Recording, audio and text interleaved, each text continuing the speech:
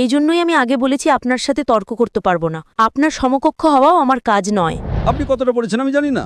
আমি পড়িনি, আমি একজন অশিক্ষিত সাধারণ মানুষ। লাভ ম্যারেজ ছিল? হ্যাঁ। কিন্তু ওটা পড়া তো পাপ নয়, তাই না? दिल लगाया गधी से तो परी क्या चीज है।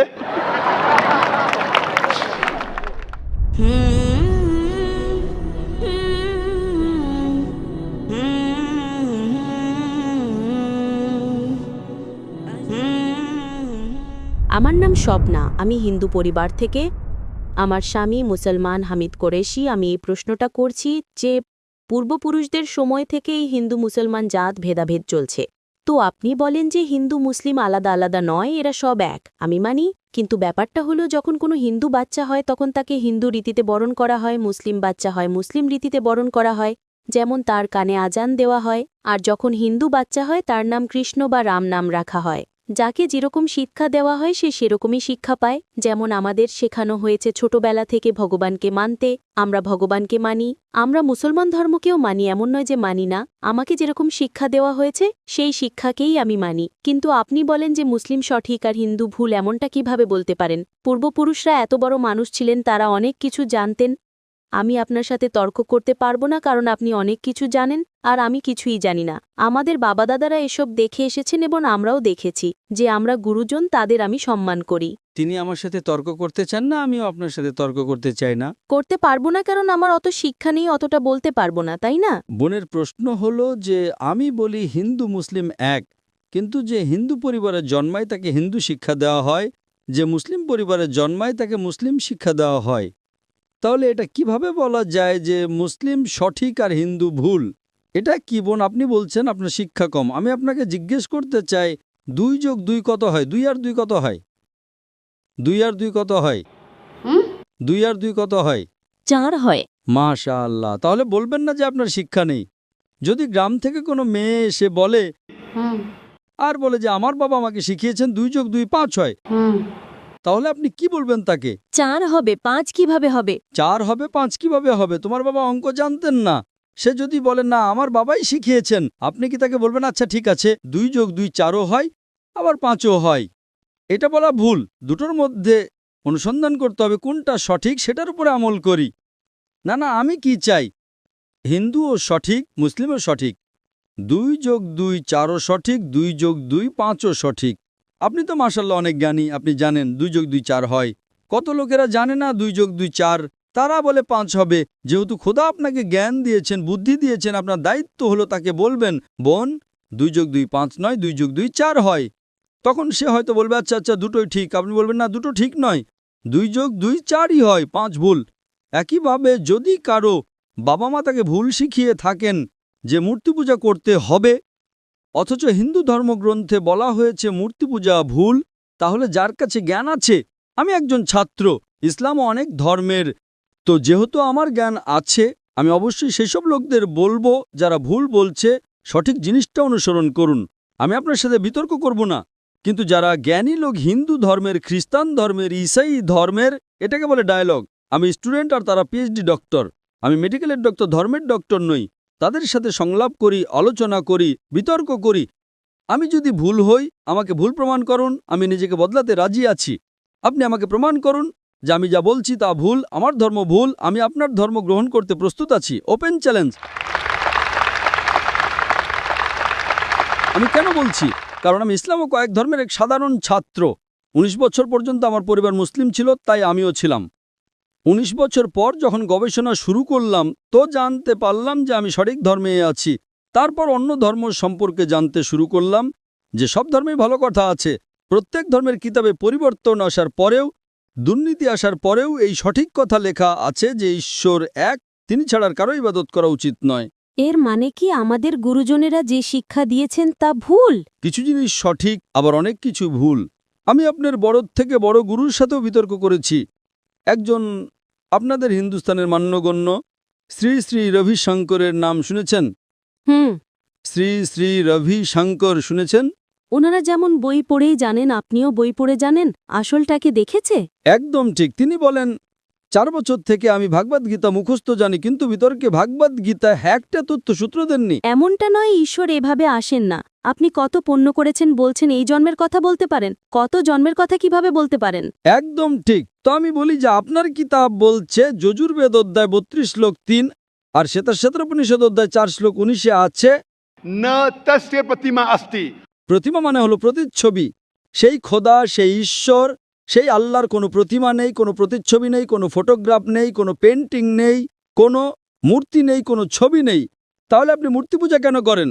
মূর্তি পূজা না করলে ঈশ্বরকে কিভাবে ডাকি, যেমন শিক্ষা দেওয়া হয়েছে, বইয়ে লেখা আছে। যদি শিক্ষা ভুল দেওয়া হয়, মূর্তি পূজা এর মানে এই নয় যে মূর্তি পূজাই করতে হবে, মূর্তিকে দেখতে হবে। গীতা বা মহাভারতে মূর্তির কথা নেই, সেটা পড়ুন, সেখানেও তো শিক্ষা আছে। বোন, আপনি মূর্তি পূজা করেন কিনা? আমি করি, এমন নয় যে করি না, হয়তো আমি ভুল করি। যদি আপনার বন্ধু বলে 2 যোগ 2 5, তাহলে আপনি তাকে শুধরে দেবেন কিনা? হ্যাঁ, শুধরে তো দিতে হবে। আমিও চাই আপনাকে সঠিক পথ দেখাতে। আমি বলছি, যদি মূর্তি পূজা কোরআনে ভুল লেখা থাকে সেটাকে পাশে রাখুন। আপনি কোরআন মানেন না, আপনার ধর্মগ্রন্থই লেখা আছে মূর্তি পূজা ভুল, আমি তার প্রমাণ দিচ্ছি। তাহলে আপনি কেন করছেন? আপনাদের যেমন শিক্ষা দেওয়া হয়েছে যে এই ধর্মে এইভাবে ডাকতে বোন। হয়, ঈশ্বরকেই তো ডাকা হয়। বোন, একটা একটা করে আলোচনা করি, তারপর অন্য বিষয়ে যাব। আমার প্রথম প্রশ্ন হলো, মূর্তি পূজা যখন ভুল তখন কেন করেন? আপনি কেন মূর্তি পূজা করেন? এখন সেই পূর্বপুরুষরা ওইভাবেই করে এসেছেন, এটা তো আজকের কথা নয় যে আমি মানা করে দিলাম আর বললাম চলো আর করছি না। কিন্তু এই পূর্বপুরুষরা যখন যুগ যুগ ধরে করে আসছেন, তখন তারা তো এটা বলতে পারেন না যে আমরা করব না, আমরা করব না, তাই না? যদি যুগ যুগ ধরে গ্রামে শেখানো হয় যে 2 যোগ 2 5, তাহলে কি আপনি সেটা মানবেন? আমার পূর্বপুরুষরা বলতেন পৃথিবী সমতল, আমি কি তা মানব? আমি জিজ্ঞেস করছি, আজ পৃথিবী কেমন? পৃথিবী কি সমতল নাকি পৃথিবী গোল? গলে। মাশাআল্লাহ, আপনি তো জ্ঞানী, আপনি তো জানেন। তাহলে যদি আমার বাবা দাদারা বলতেন পৃথিবী সমতল, তাহলে আমি কি করব? তাদের কথা মানবো নাকি ছেড়ে দেব? তো সেই সময় কি এই যুগ চলতো না? একদম ঠিক, আজকের যুগ এটা। এখনকার যে যুগ তার চেয়ে আগের যুগ সেই সময় ভালো ছিল, পবিত্র ছিল। আগে এমন প্রচার হতো না যেখানে কোটি কোটি মানুষ একসাথে দেখতে পারত। আজকের প্রচারে এখানে লক্ষ লক্ষ মানুষ জমা হয়েছে, লক্ষ লক্ষ মানুষের সাথে টেলিভিশনে কোটি মানুষ দেখছে। তাই আপনার কোনো অজুহাত থাকবে না। কোটি কোটি মানুষের সামনে আপনাকে বলা হয়েছে যে মূর্তি পূজা ভুল, এরপরেও যদি আপনি করেন তাহলে আপনার কোনো অজুহাত বাকি থাকবে না। মূর্তি পূজা ভুল আপনার কোরআন শরীফে যেমন লেখা আছে, আমাদের গীতা মহাভারতেও লেখা আছে, কিন্তু ওটা পড়া তো পাপ নয়, তাই না? আমি কখন বলেছি যে গীতা পড়া ভুল? আমিও গীতা পড়ি, আমি বাইবেলও পড়ি, আমি ইহুদিদের কিতাবও পড়ি, আমি বেদও পড়ি। আপনি কতটা পড়েছেন আমি জানি না, আমি পড়িনি, আমি একজন অশিক্ষিত সাধারণ মানুষ। কিন্তু আমি পড়েছি। হ্যাঁ, এই জন্যই আমি আগে বলেছি আপনার সাথে তর্ক করতে পারবো না। আপনার সমকক্ষ হওয়াও আমার কাজ নয়। হ্যাঁ, তো আমি আপনার সাথে তর্ক করছি না, আমি শুধু অনুরোধ করছি।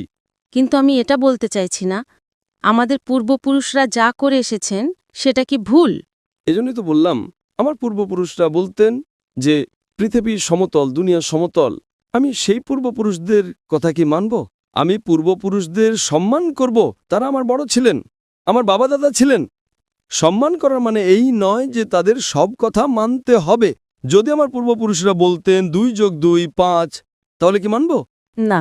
আমি শ্রদ্ধার সাথে আচরণ করব, আমি তাদের গালি দেব না, আমি তাদের অসম্মান করব না, ভালোবাসার সাথেই বলবো, কিন্তু বলবো যে আপনি ভুল।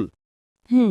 আর যদি নাও বলি, অন্তত আমার জীবনে সেটার ওপর আমল করব না। হুম। আমি জিজ্ঞেস করতে চাই যে যখন আপনার ধর্মগ্রন্থ বলছে আপনার স্বামীর কিতাব, হুম। আপনি তো আপনার স্বামীকে বিয়ে করেছেন, তাই না? হ্যাঁ। লাভ ম্যারেজ ছিল? হ্যাঁ। हाँ ঠিক ছিল না ভুল ছিল সেটা অন্য কথা, কিন্তু যখন আপনি আপনার স্বামীকে এত ভালোবাসেন, আপনার স্বামী আপনাকে ভালোবাসেন কিনা? হ্যাঁ। করেন তো? হ্যাঁ। আমি আমার স্ত্রীকে খুব ভালোবাসি, আমি আমার স্ত্রীকে সবচেয়ে বেশি ভালোবাসি। আপনার স্বামী আপনাকে ভালোবাসেন, তিনি কি চান না যে আপনি জান্নাতে যান? না। আপনি কি চান যে আপনার স্বামী জান্নাতে যাক? যাক কি না? হ্যাঁ। তাহলে আমি জিজ্ঞেস করি, যদি একটা গাড়ি থাকে আর সেই গাড়িটা যখন চলে, তার একটা চাকা সাইকেলের আর আরেকটা চাকা ট্রাক্টরের, গাড়িটা চলবে কি? না। চলবে না, ভারসাম্যহীন। এজন্য আমাদের দেখা উচিত কোনটা একটা সঠিক। 4 টায়ার যদি লাগিয়ে দেয় সাইকেলের, তাহলে হয়ে যাবে হাতগাড়ি। যদি ট্রাকের টায়ার লাগাই, হয়ে যাবে ট্রাক। তাই আমাদের এটা অনুসন্ধান করা উচিত। আমি এটা বলছি না যে চোখ বন্ধ করে আপনি আপনার স্বামীর কথা মেনে নিন। শিক্ষিত হওয়া জরুরি নয়, কিন্তু বুদ্ধিমান প্রজ্ঞাবান হওয়া জরুরি। আমাদের শেষ নবী মুহাম্মদ সাল্লাল্লাহু আলাইহি ওয়াসাল্লাম, তিনিও নিরক্ষর ছিলেন, কিন্তু সবচেয়ে জ্ঞানী ছিলেন। তো আমি আপনাকে জিজ্ঞেস করছি, যখন স্পষ্টভাবে আপনার বইয়ে হিন্দু ধর্মগ্রন্থে এবং কোরআনে লেখা আছে তখন আপনার পূর্বপুরুষরা যদি ভুল কথা বলতেন তাহলে কি আপনার সেই ভুল জিনিসের ওপর আমল করা জরুরি? না। তাহলে আপনি কেন মূর্তি পূজা ছাড়েন না? আপনি বলেন আপনি আপনার স্বামীকে ভালোবাসেন কিনা সেটা একটা প্রশ্নচিহ্ন। এটা বাহ্যিক ভালোবাসা। সত্যিকারের ভালোবাসা হলে আমি চাইবো যে এই দুনিয়াতেও এবং আখেরাতেও আমার স্ত্রী আমার সাথে থাকুক। আপনি কি চাইবেন না যে আপনার স্বামী আপনার সাথে থাকুক? চাইবেন কি না? হ্যাঁ। তাহলে আপনি কি এটা অনুসন্ধান করবেন না যে কে সঠিক, আপনার স্বামী নাকি আপনি? কারণ আপনার হিন্দু ধর্মগ্রন্থ লেখা আছে এটা হারাম। তাহলে আপনি কি মূর্তি পূজা ছাড়তে প্রস্তুত? হ্যাঁ। মাশাআল্লাহ। আপনি কি মানেন যে খোদা এক? হ্যাঁ। আপনি কি মানেন মূর্তি পূজা ভুল? হ্যাঁ, ভুল। আপনি কি মানেন যে মোহাম্মদ সাল্লাল্লাহু আলাইহি সাল্লাম শেষ নবী? হ্যাঁ, হ্যাঁ। মাশাআল্লাহ। এর মানে আপনি মুসলিম? হ্যাঁ, হ্যাঁ। স্বামী মুসলমান হলে স্ত্রীও মুসলমানই হয়। কি? স্বামী মুসলমান হলে স্ত্রী মুসলমানই হয়। স্বামী আছে তাই মুসলমান এমনটা সবসময় জরুরি নয়, উল্টোটাও হয়।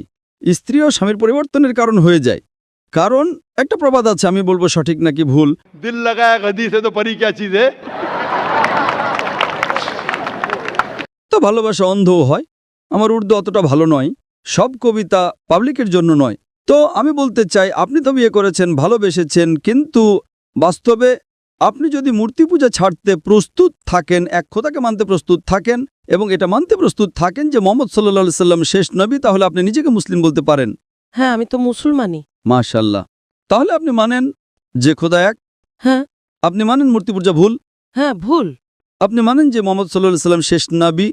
হ্যাঁ। মাশাআল্লাহ। আপনাকে কেউ জোর করছে ইসলাম গ্রহণ করার জন্য? না, না, আমাকে কখনো কেউ জোর করেনি। কত বছর আগে আপনার বিয়ে হয়েছে? এখন 8-9 বছর হয়ে গেছে। 9 বছর হয়ে গেছে। আপনার স্বামী জোর করেননি। ঠিক করেছেন না ভুল করেছেন সেটা পরে আলোচনা করা যাবে, কিন্তু আজকে আপনি নিজের মন থেকে ইসলাম গ্রহণ করতে চান। হ্যাঁ। আপনার উপর কোনো চাপ নেই, না। আপনি মন থেকে করতে চান। হ্যাঁ। ইনশাআল্লাহ। আমি আরবিতে বলবো আর আপনি তা পুনরাবৃত্তি করবেন। अशहदु अशहदु अल्लाह अल्लाह इलाहा इलाहा इल्लल्लाह इल्लल्लाह व अशहदु व अशहदु अन्ना अन्ना मुहम्मदन मुहम्मदन अब्दुहु अब्दुहु व रसूलुहु। वरफुलु মাশাআল্লাহ। माशाअल्लाह। আপনি মুসলমান হয়ে গেছেন, আপনি 9 বছর পর মুসলমান হয়ে গেছেন। আমি অনুরোধ করব যে আপনি ইসলামের জ্ঞান অর্জন করেন, কোরআন অনুবাদের সাথে পড়েন আর সেটার উপর আমল করেন। আপনার এই শাহাদাত আমার গতকালের বয়ানকে সম্পূর্ণ করেছে। আমি বলেছিলাম জ্ঞান 2 পৃথিবীর জন্য। সেই জ্ঞান আপনি পিএইচডি করেন, টিচার হন, প্রফেসর হন, কিন্তু আপনার রবের দিকে নিয়ে আসবে না, আপনার সৃষ্টিকর্তার দিকে নিয়ে আসবে না। সেই জ্ঞান দিয়ে কি লাভ? আপনি সেই প্রফেসরের থেকেও উত্তম যার জ্ঞান তার রবের দিকে নিয়ে আসছে না। আমি আপনাকে ধন্যবাদ জানাই আর আল্লাহর কাছে দোয়া করি আপনাকে এই দুনিয়ার আখিরাতে ইনশাআল্লাহ জান্নাত দিক।